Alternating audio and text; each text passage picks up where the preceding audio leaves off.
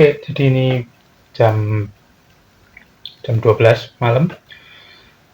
Saya nggak bisa tidur karena barusan nonton video di YouTube Uncle Tony Garage. Jadi Uncle Tony itu orang US yang spesialisnya di mobil Mopar.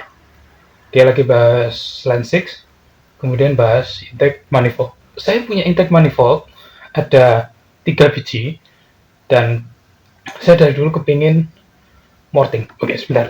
Jadi ini karena saya susah tidur, jadi di motornya saya keluarin.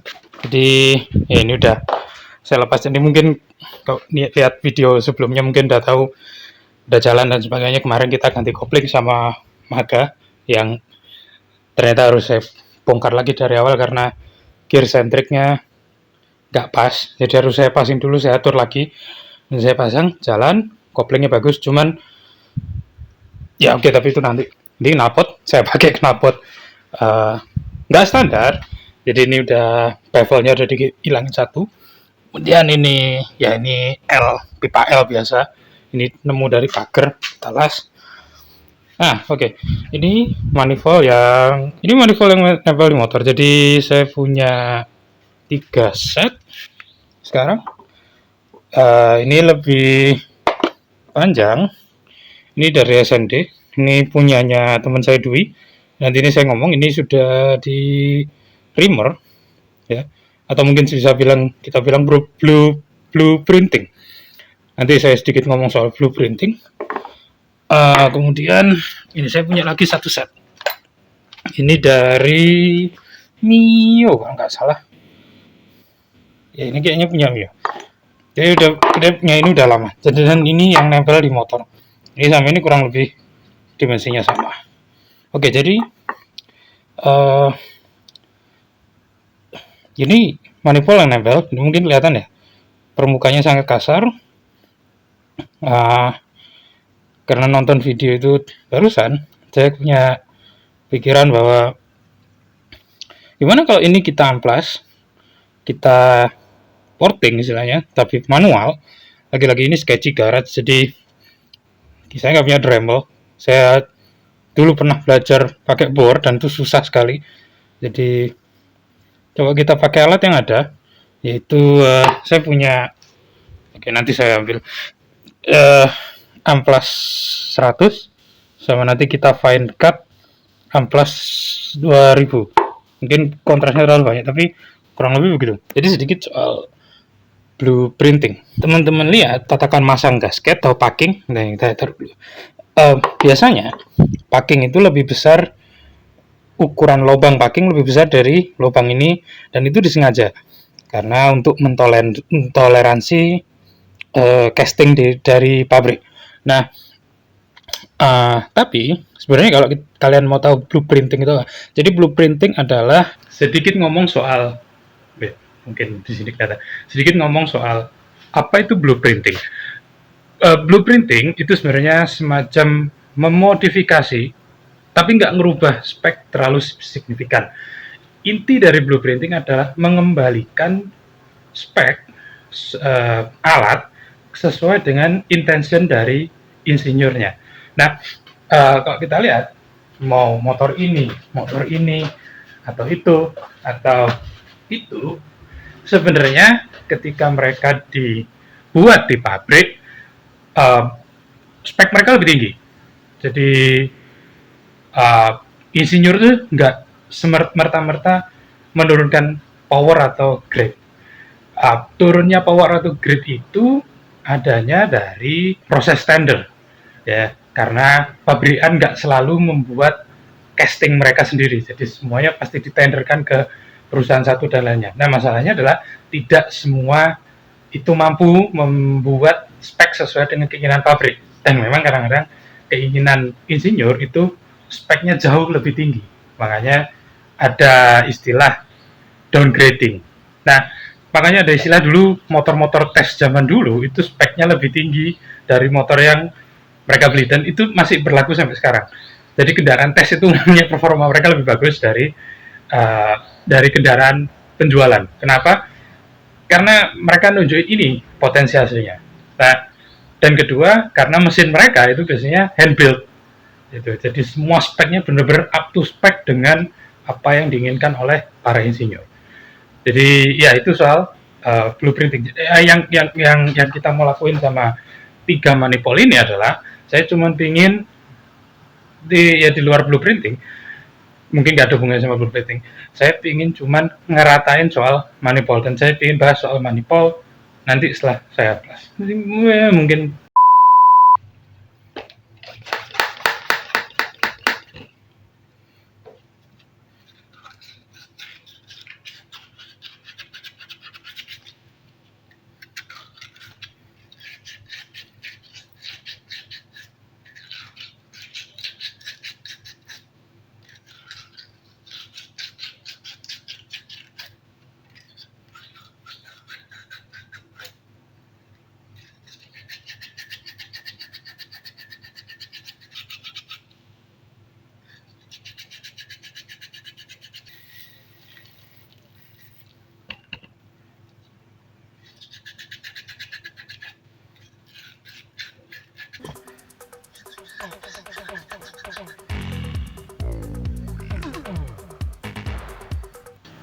ya kita gosok pakai amplas 100 2000. Jadi ya bisa dilihat sekarang kondisi innya, oh ya itu ada rambut ya rambut saya. Kondisi innya jauh lebih halus. Nah sekarang pertanyaannya adalah apakah ini bakal nambah performa? Jawabannya enggak. Secara teori yes, tapi bakal nambah performa ketika memang ini sudah di batch flow dan lain sebagainya. Nah ini kan hanya istilahnya ya sketchy garage, pekerjaan rumah. Jadi ini kerjaan yang kita kerjakan di rumah. Jadi bisa dilihat ya dalamnya. Oke, mungkin. Nah, tentu masih ada imperfection di dalamnya karena lagi-lagi karena kita nggak pakai mesin ya. Cuman dari kondisi sebelumnya ini udah jauh lebih baik. Nah sekarang saya mau ngomong sedikit soal intake. Jadi dari motor ini, saya baru ingat ternyata motor ini dulu tahun 2015 motor ini sebenarnya udah pernah di porting. Ya nggak porting yang ngeri itu bukan. Jadi memang ya katanya ini dari apa ini, dari bungkus hajatan ya, gasket saya. Jadi ini udah pernah di porting, jadi semua ridge atau garis kasarnya udah banyak yang hilang. Jadi flow-nya udah halus. Nah, sekarang apakah ini bisa nambah performa? Nggak. Tapi kita membuat flow dari mesin ini lebih baik daripada kondisi sebelumnya. Jadi bekas cetakan casting yang kasar itu sebenarnya mempengaruhi flow dari udara itu sendiri. Nah, sebenarnya ada banyak omongan soal intake. Ada yang bilang makin panjang leher intake sebenarnya velocity-nya makin bagus, terutama untuk model karbu down drive. Menurut saya mungkin iya secara teoretik, tapi saya nggak ngerti. Kemudian biasanya dipadu sama velocity stack. Ini karbu saya, ini harusnya dibersihin ya. Ini PE28 KW. Dan ngomong sedikit soal PE28, sekarang susah sekali cari PE KW yang bagus. Ini saya beli tahun 2015, nggak salah, ya tahun segituan. Keluhan teman-teman yang pakai karbu PE-PE-an kayak begini adalah susah sekali untuk disetting. Dan ya, kebetulan ini waktu itu saya sama Maga beli karbu ini duluan. Jadi ini sebenarnya punya Maga. Punya saya ada di, nah ini bodi atas. Ya, ini yang punya saya. Memang ya ini agak susah di setting. Jadi waktu ini kita tuker ke motornya Maga, memang agak susah di setting. Cuman untuk yang ini masih gampang. Cuman ya karena udah umur mulai nggak presisi, jadi agak susah untuk ngatur setting. Jadi kalau ada yang tanya, ini settingnya berapa? Kalau nggak salah, dulu motor ini settingnya 45 122. Sekarang saya nggak ngerti kenapa. Sekarang mintanya 38 120 kalau nggak salah. Karena di atas itu mesinnya blopok, ya, kebanyakan bensin. Nah, saya duga memang karena karbunya udah nggak presisi. Saya bilang tadi di awal, kecuali mesin ini sudah di bench flow atau pakai performance part yang bener-bener mahal, baru memang terasa efeknya dari intake tadi. Cuman rata-rata ya enggak. Kemudian ada debat soal beberapa tahun lalu, saya masih ingat waktu itu ada perbincangan soal manifold yang katanya porting itu sebenarnya nggak signifikan atau nggak penting, terutama porting and polish, terutama polishnya, karena bagaimanapun, dan ya memang betul, saya buktikan sendiri, manifold ini tetap butuh yang namanya turbulensi. Jadi sebenarnya kulit jeruk di dalamnya ini sebenarnya ada fungsinya untuk supaya bensin ini flow-nya tidak supaya dia bisa tercampur, karena fungsi dari karburator adalah mencampur bensin dan udara jadi jet atau flow atau jadi uap, ya. Kalau di diesel itu semua terjadi melalui kompresi, makanya diesel nggak pakai busi. Cuma di mesin bensin tetap butuh karburasi. Jadi fungsi dari karburasi itu mengabutkan bensin. Nah, eksperimen yang saya dulu lakukan 5 tahun lalu itu manifold ini saya buat, bukan ini, saya dulu punya motor praktek. Manifold ini saya buat bener-bener halus sampai mirror finish, dan ya nggak nyala. Jadi salah satu efek dari porting yang salah adalah memang satu, motor nggak bisa nyala karena bensin tidak terkarburasi dengan baik. Dua, boros karena yang dibakar bukan udara tapi murni bensin. Jadi iya, itu kenapa ini harus benar. Inilah kenapa job porting polish itu sebenarnya nggak boleh ngawur. Cuman apa yang kita lakukan di sini itu ya sketchy garage.